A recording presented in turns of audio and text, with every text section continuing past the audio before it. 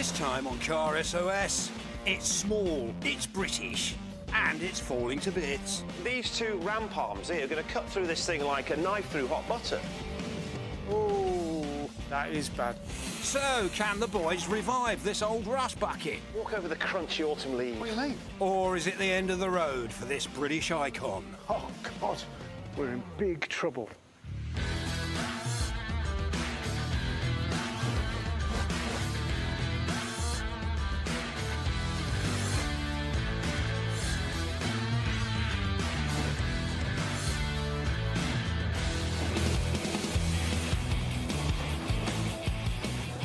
We are in South Wales, Timmy. And let's talk about why we're here, because today we are picking up a very cool Classic Mini! Yes! I'm going to be honest with you, I don't get the Mini thing. What do you mean you don't get the Mini? Everybody gets the Mini. No, I don't, Fuzz. I've owned 3 of them, we grew up with them, but I just don't get the little Minis. They're like toy cars, they're like my first car. No, but the Mini is everything or anything to anyone. Launched in 1959. Yes. You could fit a family of 4 in it comfortably with all their luggage and go on holiday. And then, of course, in the 1960s, people thought, wait a minute, if we soup that up, that's going to be an absolute ripper of a rally car. And it was.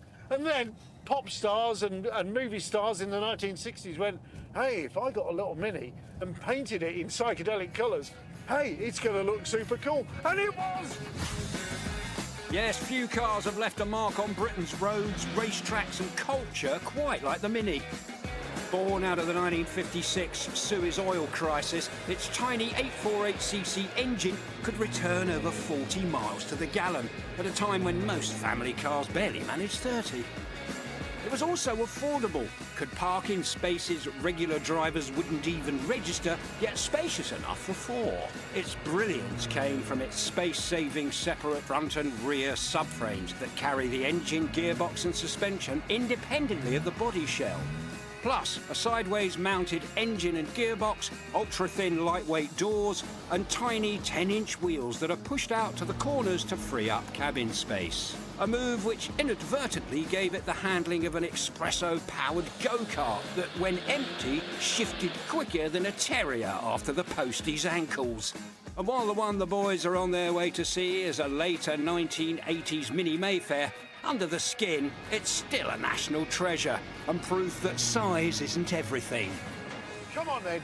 Whose car are we picking up today? We're picking up Donna's car today. We're Okay. meeting her best mate, Tamina, and Yeah. her brother, Bernie, all right? OK. Hello. You must be Bernie, Tina. hello, mate. How you doing? Lovely to meet you. How's All right, it Tamina. going? Where are we? What's this place? We're in Bernard's friend's garage in Caerphilly. Right. And Donna is currently about 30 minutes away in Cardiff. She's in work, so she's got absolutely no idea. She thinks the car has gone into storage. OK, fantastic. Go on, let's have a look. Go on, then.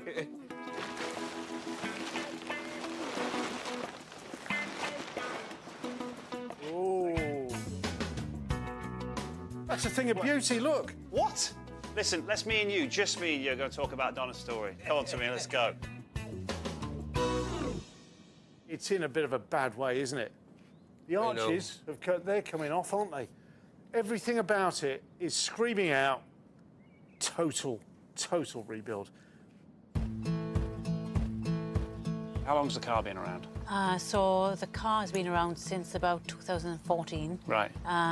Donna's dad sadly passed away, and he always said he was going to buy her dream car, which is the Mini. Right. So when he did pass away, with the small amount of money that was left and what she'd saved up, she ended up buying this Mini now. OK. Would you say it's the single most important material item she owns? Yes. Without a doubt. I reckon more than her wedding ring. Really? But that's nothing against her husband, though, No, right? it's not. So she still loves her husband. Has it got an engine? Yeah. It's a 1275 GT. It's a 1275. Yeah, she always wanted a Cooper, she did. Like. She wanted a Cooper, but this... He's a Mayfair. It's a Mayfair. Right, let's have a look around the back. Oh, that is bad. I mean, where does she live? Does she live on a beach? It's kind of sad to see a car that's sort of got into this state. So what has happened in Donna's life for the car that she loves so much? I'm assuming it wasn't in that condition when she bought it. No, Donna's sister was diagnosed with cancer, and the car basically took a back seat. And in the meantime, she was experiencing her own problems. She'd noticed some difference there was difference in the way she was acting and behaving. There was issues with her memory, and eventually she was diagnosed with encephalitis. At one point, the doctors did say to her that her brain was shrinking. How bad has it got for her? So she needs to write everything down. At one point, the situation was so bad that she forgot her own children's names. Hang on, there's more to it than the car. Yeah. This is about reminding her of memories as well, isn't it? Exactly, yeah. So it's always going to be a reminder of this is what my father always wanted to give me. What do you know about how she wants that car to look? So, I do know she wants it blue. I know she's always loved the Mini Cooper. so a Mini Cooper is the dream. Yes. Let's go see how Fuzz is getting on. Come on. Come on then, forwards we go.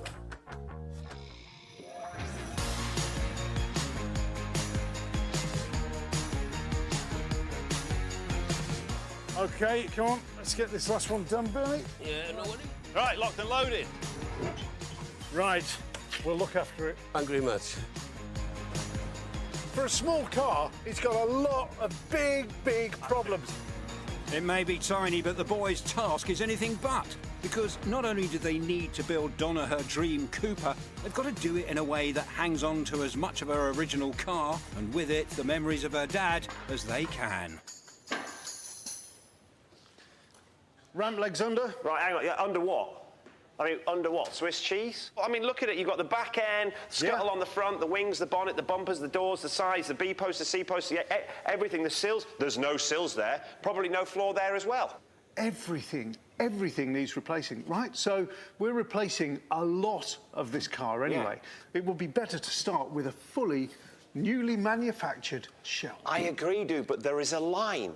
I cannot emphasise the importance of keeping this identity to Donna. We need to have a look underneath to see if we can save other components like the subframes. Yeah. Things like that. All right. If we can save those, then replacing the body shell is on. Well, the assessment underneath this vehicle is going to be at running speed. I'm going to run from the back to the front before it drops on me, man, I'm telling you.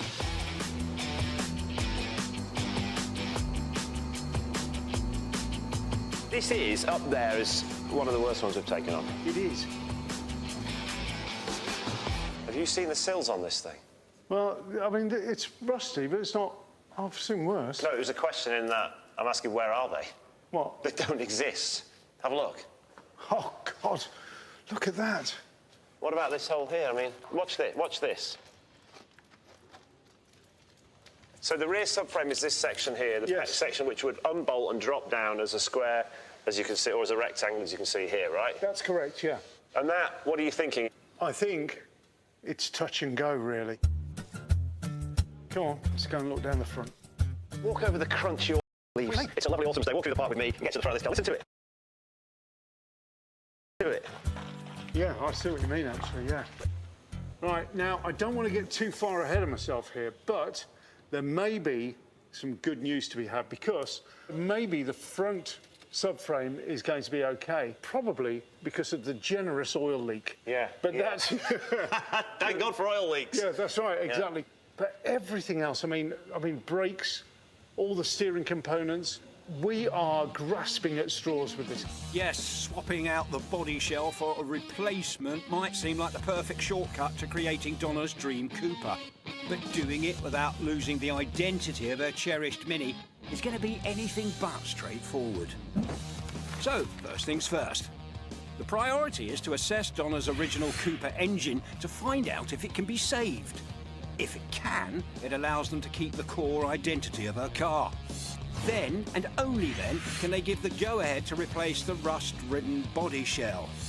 Finally, if they somehow pull all of that off, this mundane Mayfair has got to become the super cool, sporty Cooper Donna has always dreamed of. And to make things even more difficult, it will also need the rotten subframes and suspension reconditioning, as well as a